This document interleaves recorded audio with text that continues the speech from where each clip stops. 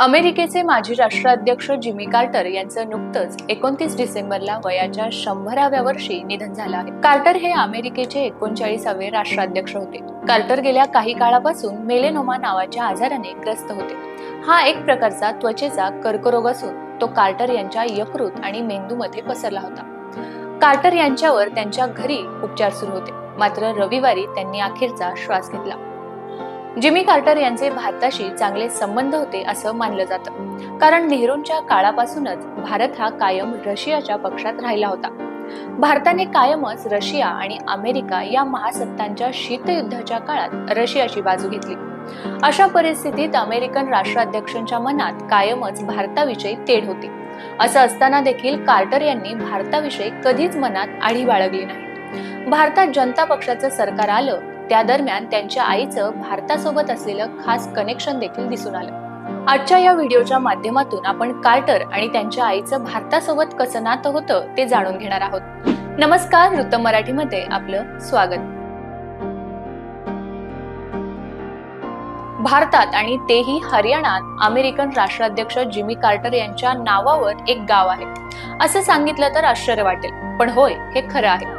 हरियाणातील एक गाव कार्टरपुरी या नावाने ओळखलं जातं। या कार्टरपुरी गावाच्या नावाची कथा मोठी रंजक आहे। जिमी कार्टर यांच्या मातोश्री लिलियन कार्टर यांनी 1960च्या दशकात भारतात पीस कॉर्प स्वयंसेवक म्हणून काम केलं होतं। त्या काळात त्यांनी काही काळ आजच्या कार्टरपुरी आणि तत्कालीन दौलतपूर नसीराबाद या गावात वास्तव्य केलं होतं। त्यामुळे आयुष्यात कधीही संधी मिळाली तर आपण त्या गावाला भेट द्यायची असा निर्धार जिमी कार्टर यांनी करून ठेवला होता। नंतर जेव्हा ते अमेरिकेचे राष्ट्राध्यक्ष झाले त्यानंतर त्यांनी पहिल्यांदा भारताला भेट दिली आणि तेव्हा त्यांनी आवर्जून त्या गावाला देखील भेट दिली।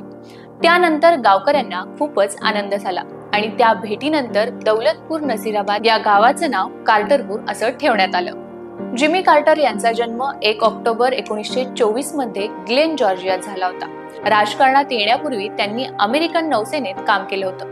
तसेच पुढे त्यांनी आपल्या गृहराज्यात म्हणजे जॉर्जियामध्ये जाऊन व्यवसाय सुरू केला। त्यांनी 1960च्या सुरुवातीला जॉर्जिया स्टेट सिनेट सदस्य म्हणून राजकीय प्रवासाला सुरुवात केली। 1971 ते 1975 पर्यंत जॉर्जियाचे गव्हर्नर म्हणूनही त्यांनी काम केलं। 1976च्या राष्ट्रपती निवडणुकांमध्ये कार्टर यांनी सरकारी सुधारणा, मानवाधिकार आणि पर्यावरणाप्रती जनजागृतीचा प्रचार केला। याच बळावर ते 1976 मध्ये झालेल्या राष्ट्राध्यक्षांच्या निवडणुकांमध्ये जिंकले आणि अमेरिकेचे 39वे राष्ट्राध्यक्ष बनले।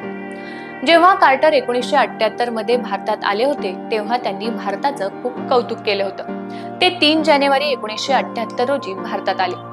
तेव्हा त्यांचा भारत दौरा इतका यशस्वी ठरला की हरियाणातील गावाला त्यांचं नाव देण्यात आलं। कार्टर यांनी त्यांच्या भारत दौऱ्यात हरियाणातील दौलतपूर नसीराबाद या गावाला भेट दिली। ही भेट इतकी प्रभावी होती की गावातील रहिवाशांनी या भागाला कार्टरपुरी असं नाव दिलं। तसंच जेव्हा 2002 साली कार्टर यांना शांततेचा नोबेल पुरस्कार मिळाला तेव्हा देखील या गावात मोठ्या प्रमाणात जल्लोष साजरा करण्यात आला होता। भारतासोबत कार्टर यांचं एक भावनिक नातं होतं, त्यामुळे त्यांच्या मनात भारताविषयी कायमच आपुलकीची भावना होती। 1978 साली कार्टर यांच्या भारत भेटीनं दोन्ही देशांमधील परस्पर संबंध, व्यापार आणि व्यावसायिक भागीदारी आणखीनच मजबूत झाली होती। कार्टर यांच्या कारकिर्दीत भारत आणि अमेरिका यांच्यातील संबंध खूप मजबूत होते। त्यांनी नेहमीच भारतासोबतचं अमेरिकेचं नातं अजून कसं चांगलं करता येईल यावर भर दिला। 1977 मध्ये राष्ट्रपती बनल्यानंतर कार्टर यांना अनेक अडचणींचा सामना करावा लागला होता। अशा स्थितीत देखील त्यांनी देशाचा कारभार व्यवस्थित सांभाळला। तसेच त्यांनी जगभरात शांततेचा संदेश पसरवत मानवाधिकारांवर जोर दिला। कार्टर हे त्यांच्या राजकीय प्रवासात एक प्रभावशाली व्यक्ती म्हणून समोर आलेच, विशेष म्हणजे ते कायमच मानवाधिकाराच्या चळवळीत सक्रिय राहिले। जिमी कार्टर हे 1977 ते 1981 पर्यंत अमेरिकेचे राष्ट्राध्यक्ष राहिले। अध्यक्षपद सोडल्यानंतर कार्टर यांनी कार्टर सेंटर या संस्थेच्या माध्यमातून सामाजिक काम सुरू केलं। 1982 साली स्थापन केलेल्या कार्टर सेंटरच्या माध्यमातून जगभरात त्यांनी शांतता आणि मानव अधिकारांच्या रक्षणासाठी कार्य केलं। यासाठीच त्यांना शांततेचा नोबेल पुरस्कार देण्यात आला होता। कार्टर यांना पर्यावरण रक्षक म्हणून देखील ओळखलं जातं। तर ही होती अमेरिकेच्या राष्ट्राध्यक्षांच्या भारताशी असलेल्या खास संबंधाची स्टोरी। ही स्टोरी तुम्हाला कशी वाटली ते आम्हाला कमेंट करून नक्की सांगा। लाईक करा, शेअर करा आणि आमच्या चॅनेलला नक्की सबस्क्राईब करा।